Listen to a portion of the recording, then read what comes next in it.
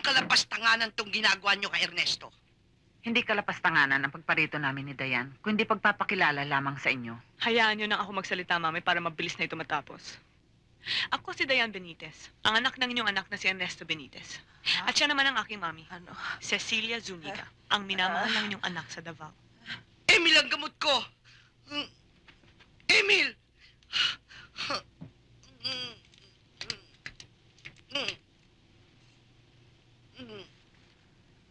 Kabamatay lang ng Tito Ernest. Kung meron man kayong sasabihin pa, pagpaliban nyo na. Pasensya na kayo.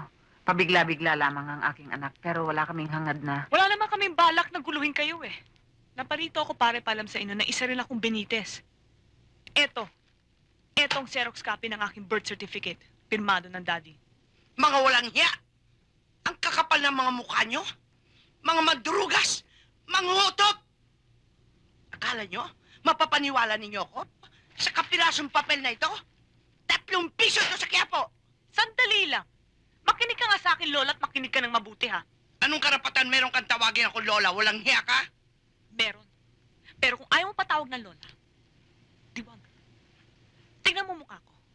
Tingnan mo mabuti. At ang makikita mo isa rin Benitez. Ang dugo na tumatakbo sa buong katawan ko'y dugong Benitez. Ngayon, naparito lang kami para ayusin ang ilang bagay. Oo nga, pero sa mata ng Diyos at ng batas, ako'y may karapatan sa mga naiiwang kayamanan ng daddy. Karapatan? Bata ka.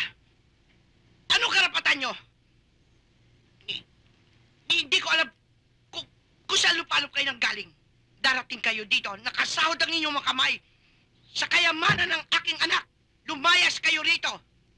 Magdemanda kayo kung gusto nyo. Magkaubusan tayo ng lakas. Dudurugin ko kayo ng parang abo. Dudurugin ko kayo ng parang abo. Sana bumangon sa kanyang libingan ng daddy para ipakain sa inyong lahat ang sinabi mo! Get out! Get lost! Tayo na, Mami. Titiklop. Get out! Titiklop din yung parang araw! Out! Get out!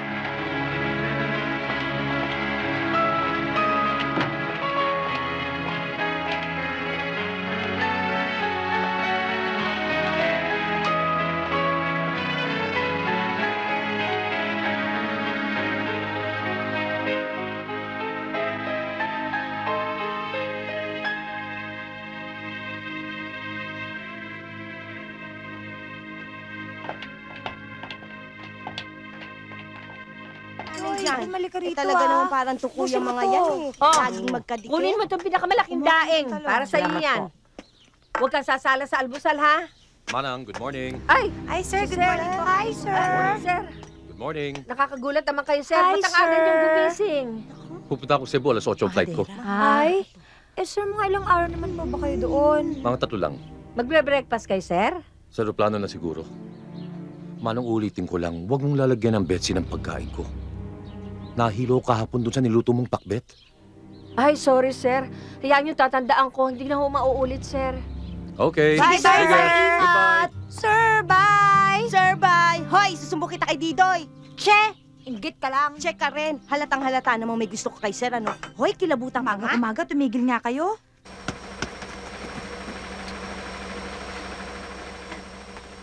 Marco, anak. Naglalaro ka bola? Oh, Sige, laro tayo ha. Catch mo ha. Oh. Ay, ang galing mo ha. Ang galing mo. Tingnan. Ang galing. Gusto mo maging basketball player pag laki mo? Ha? piloto po. Ay, gusto mo magpalipad ng eroplano? Opo. Eh, talaga? Opo. Hindi mo pa ako naalala, anak. Hindi po. Tignan mo ko mabuti. Tignan mo kung maalala mo ko.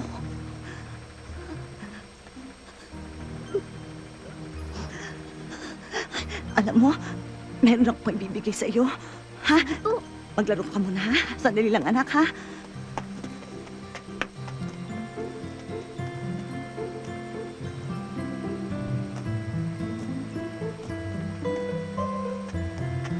Anak, naalala mo to?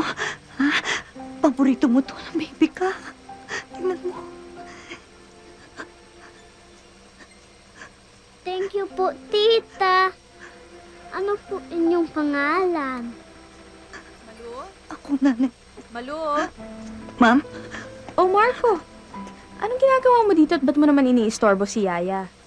Doon ka na sa garden maglaro, pwede? Opo. Thank you. Malu? Ma'am? Malu, plansyahin mo ulit tong shirt ng sir mo, ah. Maselan kasi yun sa cuffs at saka sa collar niya. Ayaw niya na may kahit konting kulubot. Magagawa mo ba yon? Opo, ma'am. Ayan. Tapos balik mo na lang yan sa cabinet niya. Opo. O, sige.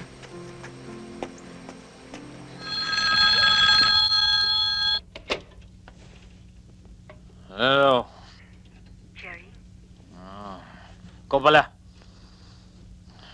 Ayaw ko makiusap. Ayaw ko makita. Hindi lang akong pakialam sa'yo. Hindi mo akong empleyado.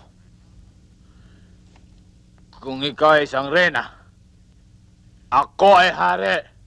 I'm concerned, Jerry. Granted, hindi na tayo magkaibigan ngayon. But, why do you have to destroy yourself? Just because... Jerry. Jerry, the cheap places you go to. The cheap women. Come on. Jerry, will you please listen? Ang trabaho mo, ang business ng pamilya mo, Business. Cheap places. Cheap women. Nagsiselos ka ba? Ha? Naiingit ka doon sa mga babaeng kasama ko gabi-gabi. Binubuntatan mo ako, ano? Will you please stop spying on me? Jerry, ingatan mo naman na yung pangalan. You... That's what you are. A jealous, scheming, meddling...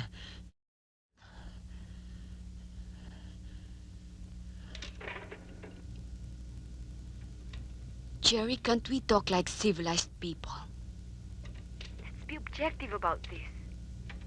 I can't bear to watch you throw your life away. Jerry. Jerry?